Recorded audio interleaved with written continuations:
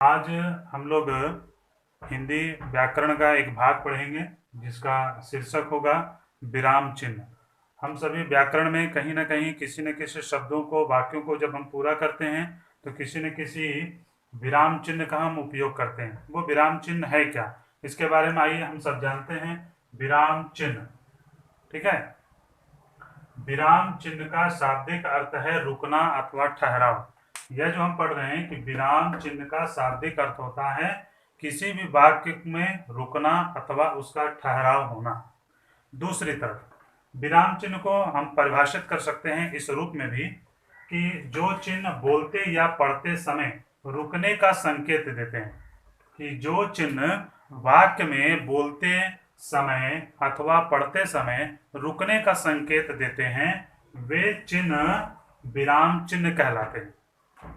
लेखन में जब हम कोई भी हिंदी के कार्यों में जब हम लेखन का काम करते हैं तो उनमें भावों की जो अभिव्यक्ति है, अभिव्यक्ति यानी जो हम अपने मन से जो बात हम बोलना चाहते हैं, तो हम लेखन कार्य में जब हम लिखने जाते हैं तो उसमें हम अपने भावों की अभिव्यक्ति को प्रदर्शित करने के लिए विराम चिन्हों की आवश्यकता उसमें पड़ती है।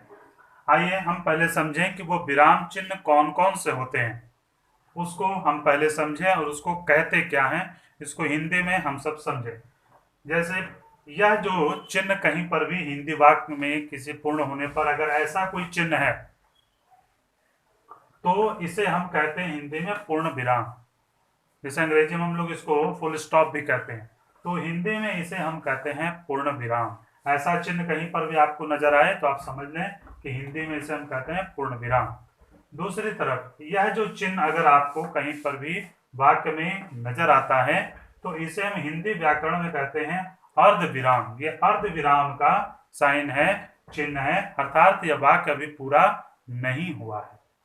दूसरी तरफ अल्प विराम, यह अल्प विराम है, यानी बात अभी पूरी नहीं हुई है और बात आगे बढ़ सकती है वाक्य में, कहानियों में, इसलिए वह अल्प विराम का चिन्ह है, जिसको हम लोग कॉमा भी अंग्रेजी में कहते हैं, उसको हिंदी में कहते हैं अल्प विराम।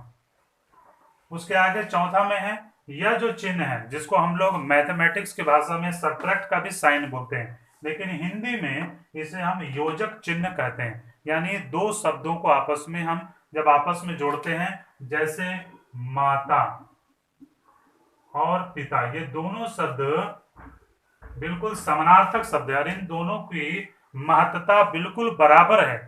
ऐसे शब्दों को जब हम आपस में लिखते हैं तो इस बीच में जो हम चिन्ह लगाते हैं वह कहलाता है योजक चिन्ह। अगला, जब किसी वाक्य में प्रश्न होने का बोध होता है तो इस प्रकार के चिन्हों का प्रयोग किया जाता है, जिसे हम हिंदी व्याकरण में कहते हैं प्रश्नवाचक चिन्ह। विस्मयादि, जब किसी वाक्य में विस्मय, आश्चर्य का बोध होता है, यानी किसी बात में अरे ऐसा हो गया, ऐसा हो गया, तो ऐसे जो विस्मय, विस्मय का अर्थ ही होता है आश्चर्य, जब उसका बोध होता है तो उसका चिन्ह इस प्रकार से वाक्य के अंत में लगता है, इसे हम कहते हैं विस्मयादि बोधक चिन्ह।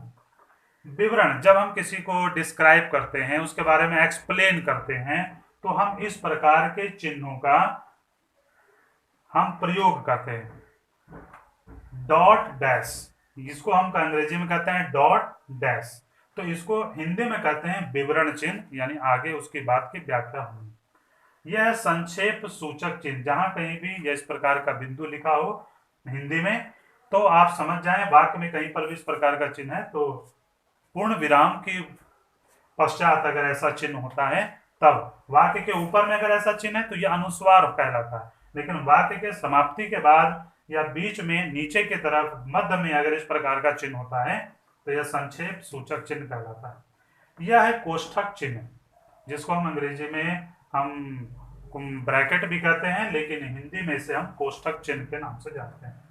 यह जो वाक्य में ऊपर में भी इसका चिन्ह का उपयोग होता है, इसको हम उद्धरण चिन्ह कहते हैं। यह है हंस पाद चिन्ह, अर्थात जब कोई वाक्य हम लिख रहे हैं और वहां पर उसकी त्रुटि हो जाती है तब हम उस त्रुटि की पूर्ति के लिए इस प्रकार का चिन्ह का उपयोग करते हैं और उसके ऊपर में उसका हिंदी हम लिख देते हैं। जैसे श्याम, यहां लिखते हैं हम गया, और हमको लगता है कि नहीं नहीं यहाँ पर कुछ त्रुटि हो गई है, मी ऐसा हम बीच में लिख देते हैं में। तो ये त्रुटि अगर हो गया तो इस त्रुटि को हम ऐसा पूरा करने के लिए ये जो हंस पाद चिन्ह है उसको उपयोग करके हम यहाँ पर लिख सकते हैं घर, यानी श्याम घर गया। अर्थात तो कोई त्रुटि हो गई है तो उस त्रुटि के लिए, क्षतिपूर्ति के लिए हम इस चिन्ह का प्रयोग करते हैं, वह होता है हंस पाद चिन्ह। तो आज हम लोगों ने जब पढ़ा उसको फिर से पढ़ें कि विराम चिन्ह का शाब्दिक अर्थ होता है किसी वाक्य में रुकना अथवा उसका ठहराव। जो चिन्ह बोलते समय अथवा पढ़ते समय रुकने का संकेत देते हैं उन्हें हम विराम चिन्ह कहते हैं। जो हिंदी साहित्य में लेखन की जो प्रक्रिया होती है उसमें अपने भावों की अभिव्यक्ति के लिए हम विराम चिन्हों का हमें उसकी आवश्यकता पड़ती है, जो इन भिन्न भिन्न रूपों में हम उन विराम चिन्हों का उपयोग करते हैं। अगली कक्षा में फिर हम किसी और विषय के साथ आपके सामने प्रस्तुत होंगे। धन्यवाद।